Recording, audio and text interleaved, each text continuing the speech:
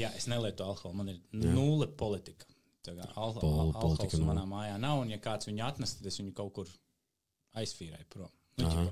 Man kāds uzdāvina, es skatos Mārtiņam dzimšanas dienu, ko uzdāvināt, man ir pudele. Tev tur skapīs drusku ir pils tagad ar dāvinām, ne?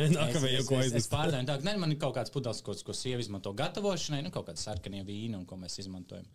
Bet tāds alkohols kā tāds manās mājās vairs nav. Tas posms ir manā dzīvē noslēdzies. Okay. Viņš gan bija episks, kā mums visiem, bet pielikts treknes punkts šai. Nu, krūti. Bet tagad diezgan trendīgi, man liekas, šitā te tikt vaļā no visādām šmidziņām. Cilvēki pavalkās, man ir viena paziņa, kas tagad, piemēram, taisa internetu veikalu bezalkoholiskajiem, tikai bezalkoholiskie. Viskiju un brendiju un visu kaut kas. Tas man īsti nav saprotams. Jā, man arī ne. Piemēram, sulu vienkārši.